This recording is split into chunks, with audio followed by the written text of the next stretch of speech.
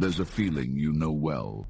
The feeling of being trapped in a life that's comfortable enough not to kill you, but empty enough that you're not really living. You wake up, you go through the motions. You tell yourself it's fine, it's safe, it's what you're supposed to do. But somewhere deep inside, a voice whispers, this isn't it. This can't be all there is. You ignore it, you silence it. And one day you realize you've been living in a cage you built yourself. The Turks have a word for this. They have a story. It's older than empires, older than cities. It's called Ergenekon. And it's not just their story, it's yours. 1500 years ago, maybe more, the Turkish people were dying. Not from war, not from famine, from something worse, from forgetting. They'd been driven into a valley by their enemies, a valley surrounded by mountains so high the sun barely reached the ground, so steep that no army could climb them. They found nothing. The mountains were iron, unbreakable, eternal. So they stopped looking. And here's where it gets dangerous. The valley wasn't hell, it was beautiful. There were streams, there were trees. So they settled, they built homes, they raised children, they created routines. Generations passed. They forgot they were prisoners. They forgot there was a world beyond the mountains. They forgot who they were. Comfort is the most seductive prison humanity has ever invented. It doesn't hurt you. It doesn't starve you. It just slowly erases you. You stop dreaming.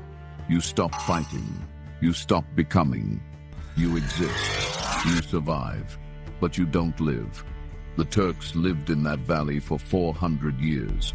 400 years of safety. 400 years of forgetting. Until the wolf came.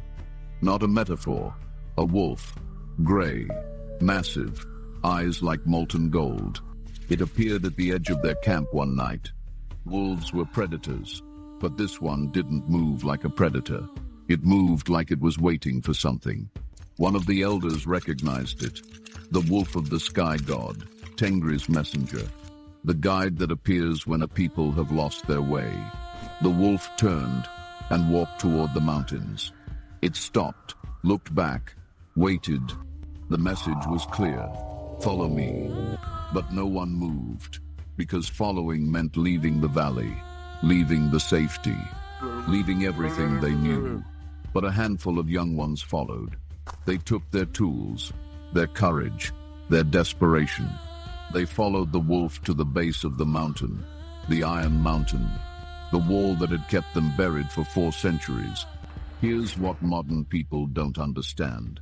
The wolf didn't show them a path. There was no path. The wolf showed them the problem. They couldn't climb it. They couldn't tunnel it. So they did the only thing left. They decided to melt it. Yes, melt an iron mountain with fire. It sounds like madness. It sounds impossible. They gathered every piece of wood, every dead tree, every fallen branch, a mountain of wood against a mountain of iron, and they lit it. The fire roared. The heat was unbearable. The smoke choked the sky, and they fed it, day after day. They burned until their hands blistered, until their lungs screamed, until their bodies begged them to stop, and the mountain began to weep. The iron softened, the rock glowed red. They didn't need to understand the science. They understood the truth. Nothing is unbreakable if you're willing to burn hot enough. A crack appeared. Then a gap, a wound in the iron wide enough for a person to squeeze through. One by one, they crawled through the molten stone, through the heat, through the suffocating darkness. And they emerged on the other side. The air hit them first, fresh, cold, alive. Then the sky, endless, blue, bigger than anything they'd seen in the valley. They remembered who they were, not prisoners, Turks. The children of the sky god, the warriors.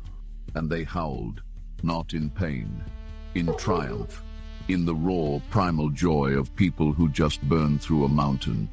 Here's the part that matters to you.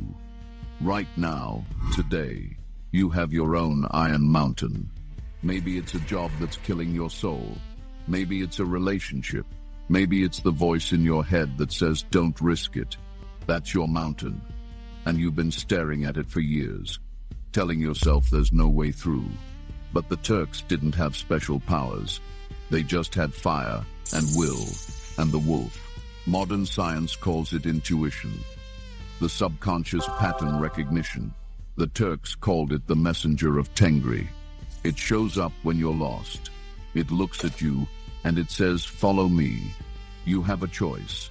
Stay comfortable and forgotten, or burn through the barrier. The mountain isn't iron. It's fear, and fear melts. If they could melt an iron mountain 1,500 years ago, what prevents you from melting yours today? The wolf is waiting. The mountain is in front of you.